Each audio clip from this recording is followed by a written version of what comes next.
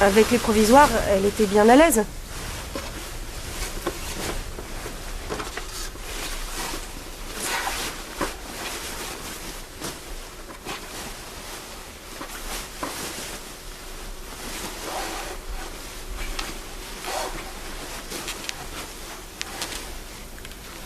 Madame, c'est pas la bonne taille.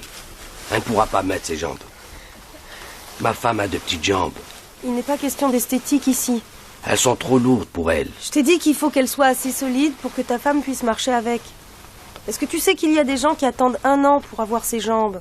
Et toi, tu n'en veux pas. C'est des jambes faites pour un homme, pas pour une femme. Ce ne sont pas des jambes qu'elle va mettre pour être belle, mais pour bien marcher Non. avec. Ce sont des jambes pour hommes, pas des jambes pour femmes. Mais qu'est-ce que tu fais? Je vais prendre ces jambes-là. Celles-là sont bien à sa taille. Non. Laisse ça. Ces jambes, tu ne dois pas les prendre, elles ne sont pas à elle. C'est les jambes d'une autre femme qui doit venir les chercher, elle. Et elle aussi, comme ta femme. Elle les a attendues pendant toute une année. Avec tes jambes d'homme, ma femme ne pourra jamais marcher. Elles sont trop grandes. Ce qui compte, c'est qu'il lui soit facile de marcher.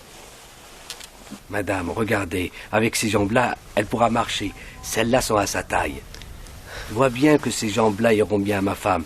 Les autres étaient beaucoup trop grandes.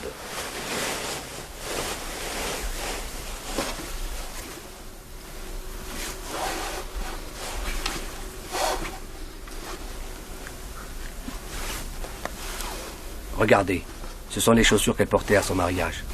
Elles vont très bien sur ces pieds-là. C'est sa taille.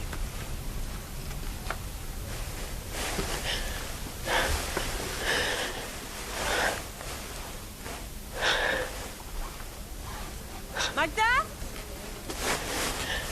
Magda? Oui? Magda? Cette femme cherche quelqu'un pour l'emmener à Kandahar. Tu vois pas? Y a personne?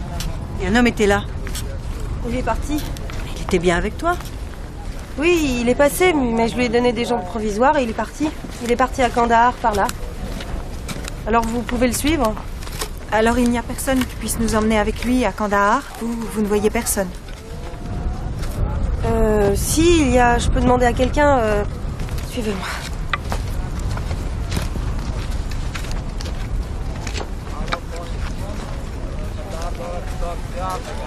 Excusez-moi, vous allez à Kandahar, monsieur? Non, docteur, je ne vais pas à Kandahar. J'ai rien à faire à Kandahar. Qu'est-ce que j'irai faire là-bas? Regardez comme ces chaussures vont bien sur ses pieds. Je vais prendre celle-là. Je vais prendre ces jambes-là pour ma femme. C'est bien pour elle. Elles lui plairont. Je ne vais pas prendre les autres, elle n'en voudra pas. Elle pleurera toute la nuit si je lui apporte les autres. Laissez-moi emporter celle-là.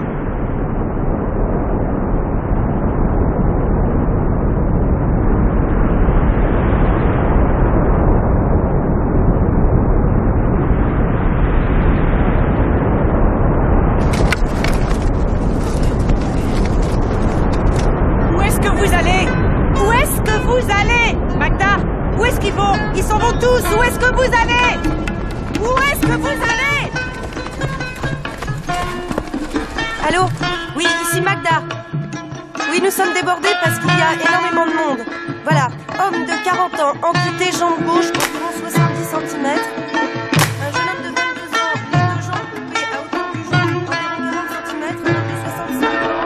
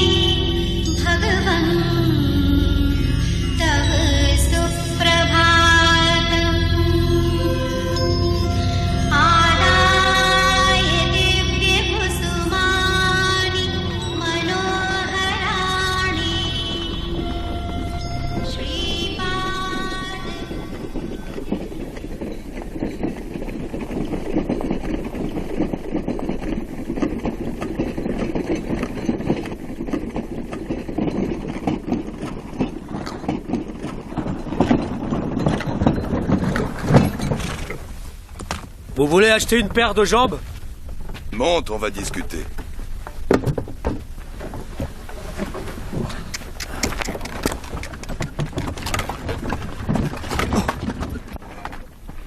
Alors ça vous intéresse? Dieu merci, j'ai encore les miennes. J'ai pas besoin de celles-là. On sait jamais, elles peuvent servir.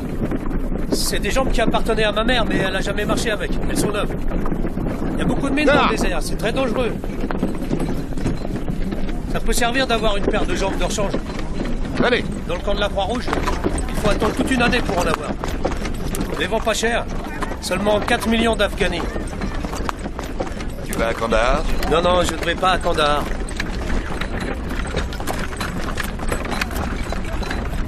À qui elles appartiennent? C'était celle de ma mère, que Dieu la bénisse. Elle était vieille et elle marchait plus. Jamais elle ne s'est servie de ses jambes. Comme neuves, elles sont.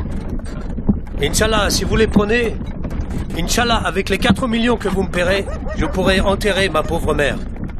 Arrangez-vous avec lui. J'étais à Kandahar en prison, autrement je vous y aurais emmené moi-même. Vous pouvez m'emmener à Kandahar? Ah non, je ne peux pas. Pourquoi vous pouvez pas m'y emmener? Je ne peux pas, j'ai un problème. Allez-y avec le monsieur.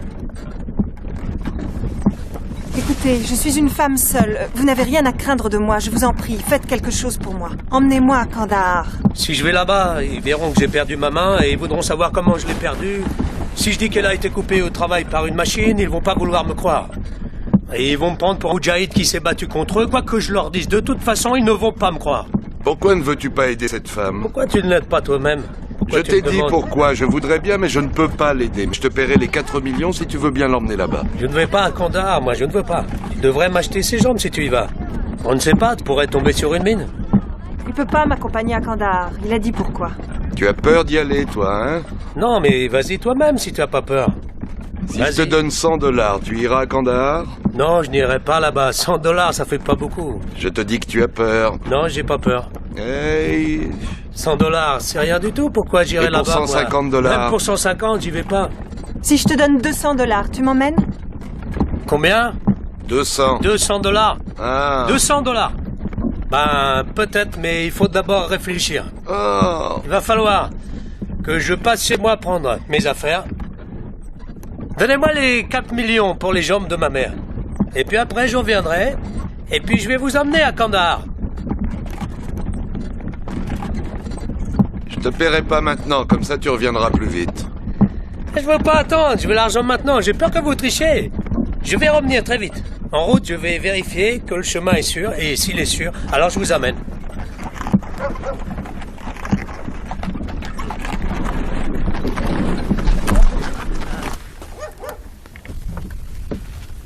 Donnez-moi l'argent. J'ai dit que je te le donnerais à ton retour. Je veux mon argent maintenant. Non. Donne-moi mon argent. Tu l'auras quand tu reviendras.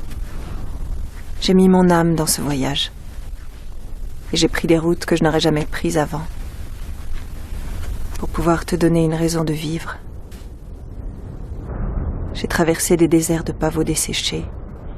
Et j'ai rencontré des gens que je n'avais jamais vus. Pour puiser dans leurs rêves de quoi te donner de l'espoir. Aujourd'hui, je t'apporte 1001 merveilleuses raisons de vivre.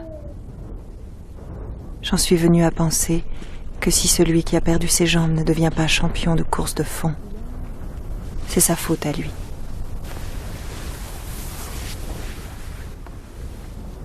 J'ai peur qu'on ne puisse pas lui faire confiance. Si vous savez vous en servir, prenez ça. Non. Pourquoi non?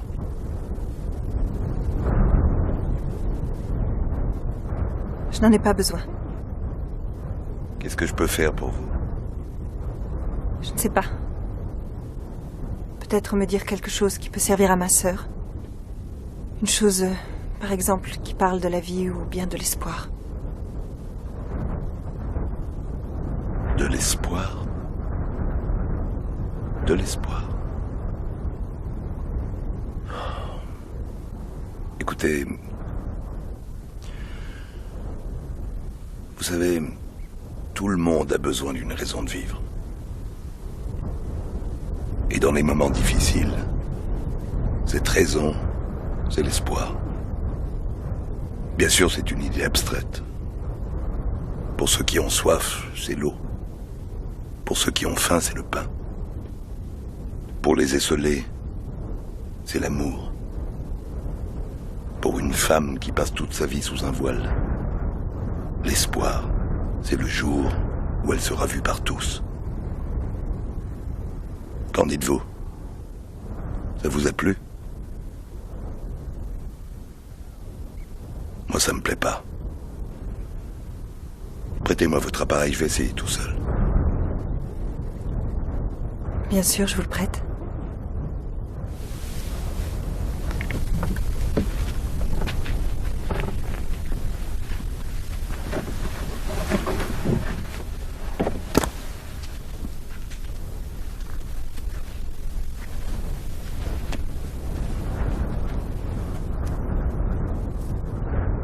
Le seul véritable obstacle que j'en rencontre dans ce voyage, c'est le soleil.